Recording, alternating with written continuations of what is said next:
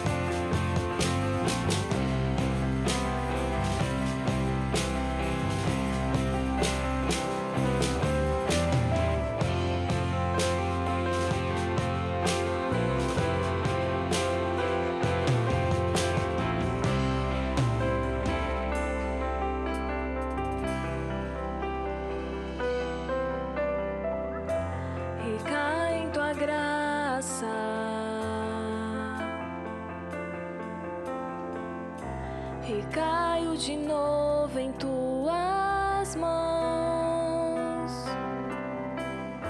recaio em tua graça,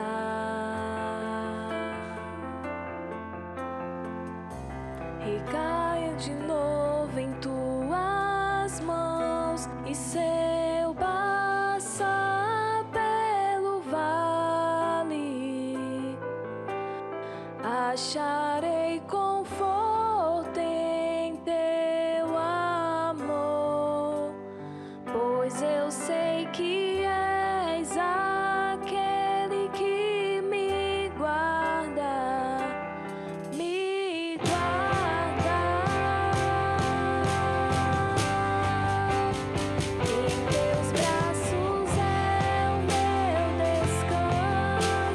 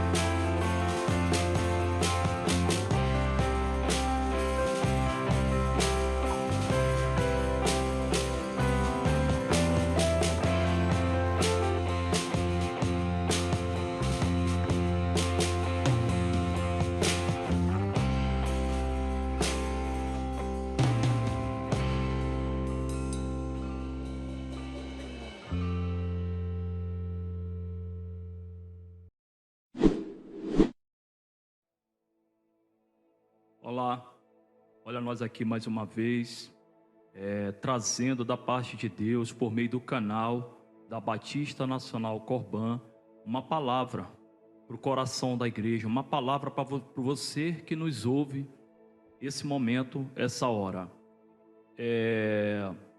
Eu quero, sem perca de tempo, convidar a igreja, você que nos assiste, a consultar a sua palavra, a sua Bíblia, no Mateus capítulo 7, versículo 24 ao 27. Mateus capítulo 7, versículo 24 ao 27. Vai nos dizer o seguinte, está escrito: todo aquele, pois, que escuta estas minhas palavras e as pratica, assemelha-lo-ei ao homem prudente que edificou a sua casa sobre a rocha, e desceu a chuva, e correu rios, e assopraram ventos, e combateram aquela casa, e não caiu, porque estava edificada sobre a rocha. E aquele que ouve estas minhas palavras e não cumpre, compará-lo-ei ao homem insensato, que edificou a sua casa sobre a areia, e desceu a chuva, e correram rios, e assopraram vento, e combateram aquela casa, e caiu, e foi grande a sua ruína. Amém? Eis aqui a palavra de Deus. Sabemos que essa palavra ela é viva, ela é santa e ela é eficaz. E eu entendo que nesse momento nós estamos entrando em um terreno santo. Nós estamos mexendo com coisa sagrada. Então precisamos levantar a voz em oração e pedimos a condução, a direção do autor das Escrituras, que é o Espírito Santo, porque sem ele nada podemos fazer. O nosso Jesus também ele já nos advertiu, nos alertou que sem mim nada podeis fazer. Eu preciso dele, você precisa da graça, da condução, da direção. Vamos orar. Deus, nesse momento eu levanto a minha voz em oração, com a dos meus irmãos que me assistem, Senhor, por meio desse canal. Senhor, que eu possa transmitir bênção, Senhor, que eu possa transmitir pela Tua palavra libertação, consolo, exortação, edificação, Senhor, para todos aqueles que me assistem, para todos aqueles que estão diante dessa mensagem. Senhor, a mensagem é Tua, a palavra é Tua, o povo é Teu, quem prega, quem fala a mensagem é Teu, o pregador é Teu. Então nos ajuda, Senhor, nos conduza essa noite, fala conosco, Santo Espírito de Deus, é o que nós te pedimos, amém. Bom, nós fizemos uma leitura de um texto que é bastante conhecido, e esse texto ele está no finalzinho do Sermão do Monte. Esse sermão ele se inicia lá no capítulo 5 e envolve o capítulo 6 e o capítulo 7. Então aqui Cristo ele está no final, instruindo, ensinando os princípios, a ética moral do reino de Deus. Ele está nos ensinando. E o tema dessa mensagem é o seguinte: aonde ou em quem você está alicerçado. Esse é o tema, esse é o pano de fundo em cima desse texto lido. Aonde ou em quem você está alicerçado. Como eu já falei, Jesus ele está no final do Sermão do Monte. Ele está instruindo, ele está ensinando os seus discípulos. E ele quer, na verdade, prepará-los. Ele quer capacitá-los para suportar as adversidades, as tribulações que iriam acontecer naquele tempo e ainda acontece nos dias de hoje. E Jesus ele vai citar, ele vai falar de forma não literal em cima dessa parábola. Por que não literal? Porque ela não é real. De fato, esses homens eles não estão construindo uma casa no sentido físico e material. Então ele faz uma analogia, comparando algo real com espiritual. Ele está falando de construir uma casa espiritual. Ele está falando no espiritual, que nós devemos construir a nossa casa espiritual. Construirmos, sabendo que iremos passar por provas.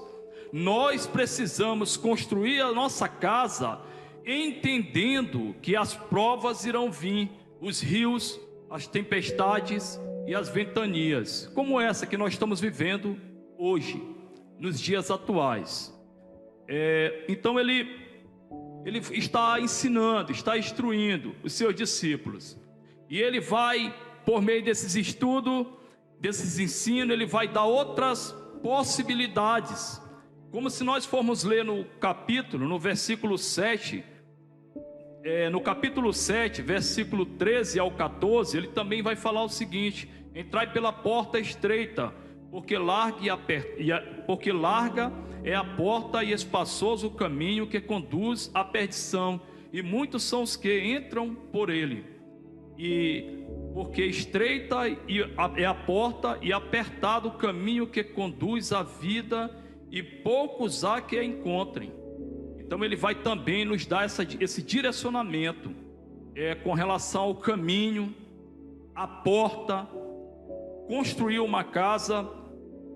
Então a gente entende que como é que nós podemos construir uma casa espiritual? O próprio texto, lido ainda há pouco, nos ensina. Ele vai dizer que todo aquele pois que escuta as minhas palavras e as pratica, assemelha-lo-ei ao homem prudente que edificou a sua casa sobre a rocha. Então eu preciso praticar, eu preciso buscar ser sensato nas coisas de Deus, eu preciso estudar, eu preciso me dedicar para suportar aquilo que o próprio Cristo nos exorta. Muitas pessoas têm uma interpretação errônea dessa palavra, exortar. Eles têm essa palavra como um sentido pesado, um sentido duro, mas o sentido dessa palavra não é esse.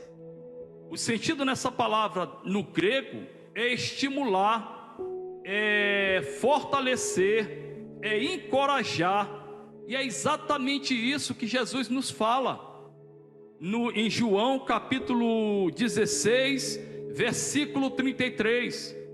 Cristo nos falou: eis que vos tenho dito essas coisas, para que em mim tenhais paz.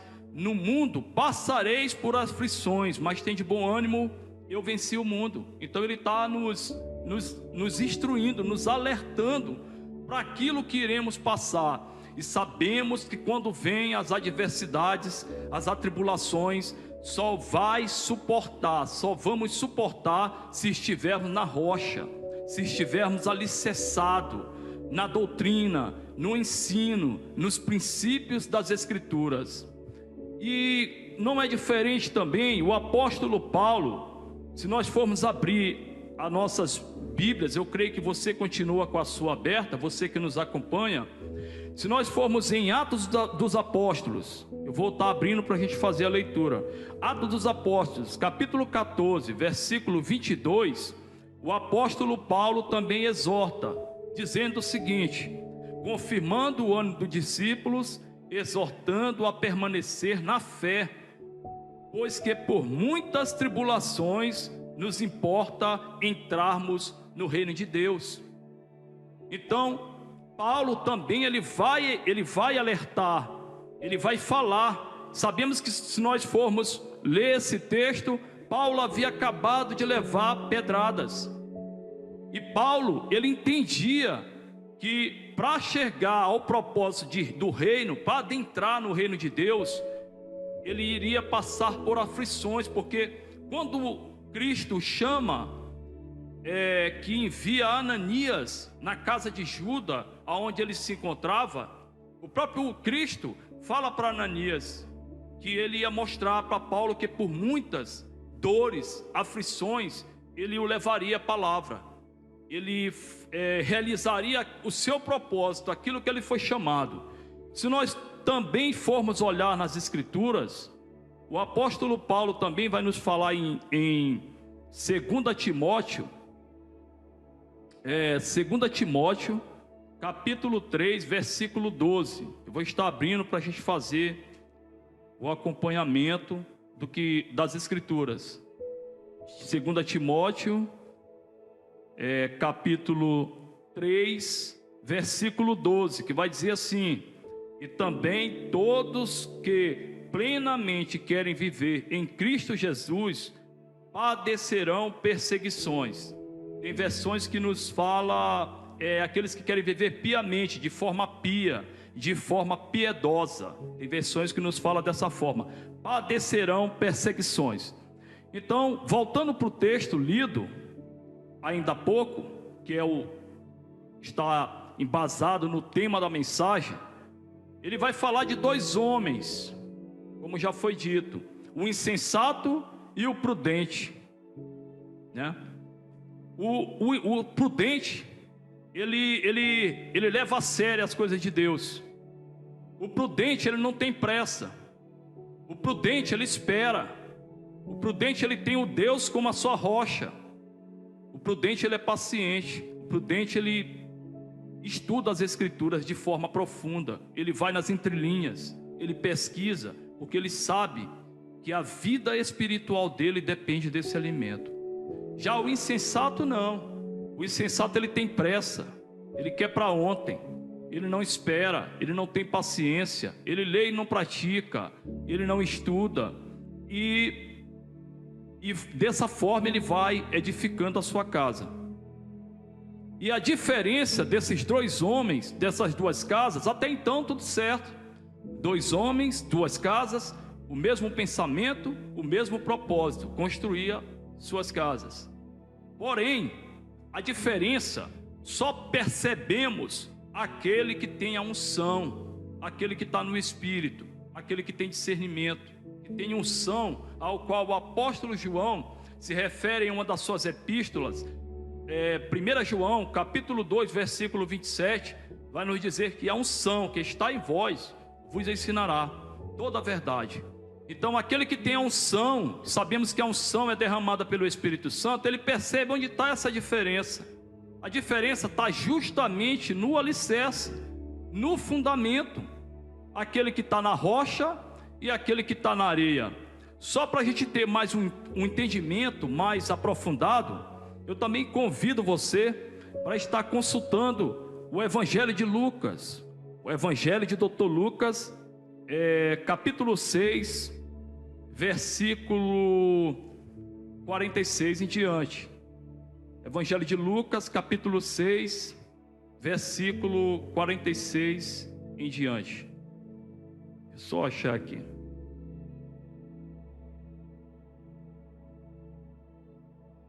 Olha só, Evangelho de Lucas, capítulo 6, versículo 46. Aqui o próprio Cristo fala isso.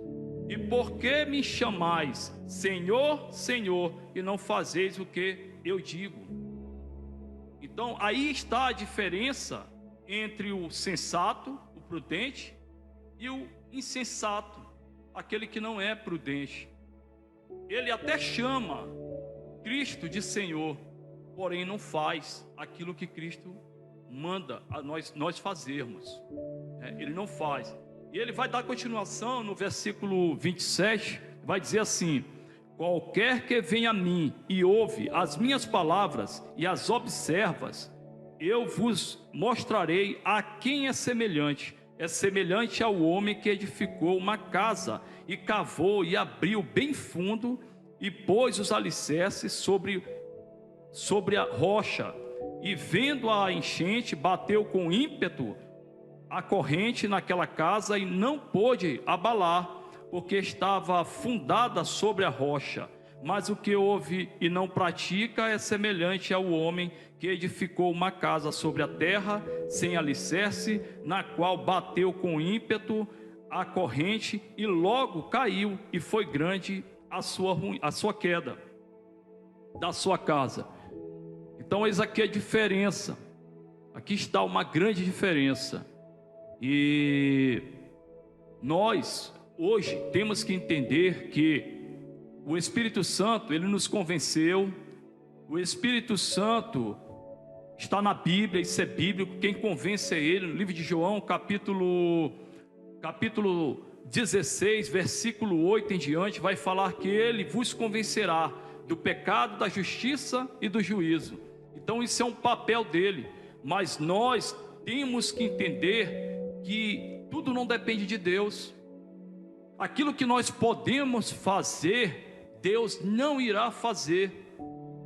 A gente tem que nos examinar e vermos o nosso passado, da onde Ele nos tirou, a obra que Ele vem fazendo em nossas vidas. E nós temos que buscar sermos prudentes. A palavra vai dizer que aquele que tem falta de sabedoria, peça a Deus, que a todos dá liberalmente, não censura, e ser-lhe-á dado. Essa sabedoria é para melhor desempenho nessa vida espiritual, é para melhor desempenho na construção dessa casa. É essa sabedoria que Tiago se refere, é para isso, é nesse propósito. Então nós temos que entender essas coisas, que a gente tem que buscar as Escrituras. A gente vê a falta de interesse com relação à palavra de Deus. E quando você se deleita nesse livro, quando você busca entender, estudar esse livro, você automaticamente, com o decorrer do tempo, você começa a perceber que o teu espírito está bem. Tu começa a sentir o Espírito Santo. Você começa a ter experiências com Deus. Você começa a ter revelações, direções. Você começa a ter profundidade na sua casa espiritual. Então é preciso, e nós devemos fazer isso. Essa é a nossa obrigação. Como eu já frisei ainda há pouco, aquilo que nós podemos fazer, Deus não irá fazer. Nós temos que ter nosso Cristo como a rocha, porque Ele é a nossa rocha, e nós temos que estar fundado sobre esse fundamento, cujo Ele fundou. Foi Ele que fundou. E se nós formos para a Escritura, em 1 Coríntios, capítulo 3, versículo 11, o apóstolo Paulo também nos diz o seguinte, 1 Coríntios, capítulo 3, versículo 11, olha só o que nos fala.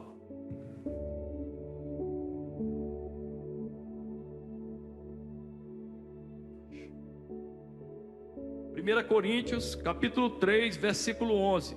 Porque ninguém pode pôr outro fundamento além do que está posto, que é Cristo Jesus.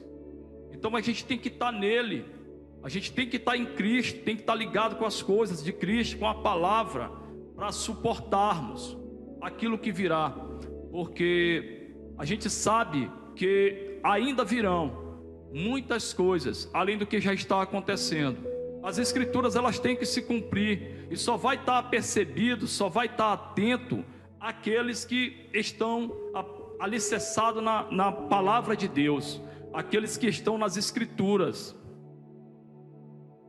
Então Ele quer nos ensinar a tomarmos nossas decisões, Ele quer nos ensinar a escolhermos de forma correta, porque a palavra vai dizer que nos últimos dias iam se levantar muitos falsos profetas e iriam fazer milagres, prodígios, que, se fosse possível, enganariam até os eleitos.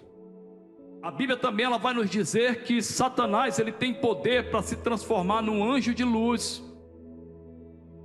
Então aquele que não está firme na palavra, aquele que não tem conhecimento, ele é como uma palha no vento, ele é levado por todo o vento de doutrina, ele se deixa se levar por qualquer conversa. Mas aquele que tem conhecimento, aquele que está fundado na rocha, ele não se deixa levar por qualquer conversa, por qualquer milagre, qualquer coisa que aconteça. Ele tem discernimento, ele busca entender as coisas de Deus. Então, é isso que Jesus ele quer nos falar nesse momento, nessa hora, sobre o que foi citado, o que foi falado. 2 homens, 2 casas, até aí tudo certo, tudo bem, mas aonde está a diferença? No alicerce. Para nós, o tema da mensagem é esse: aonde ou em quem você está alicerçada? Será que eu estou alicerçado em pessoas? Será que nós estamos sobre uma denominação? Será que nós estamos alicerçados em alguém que nós admiramos? Sobre essa pessoa? Nós precisamos estar alicerçados sobre Cristo.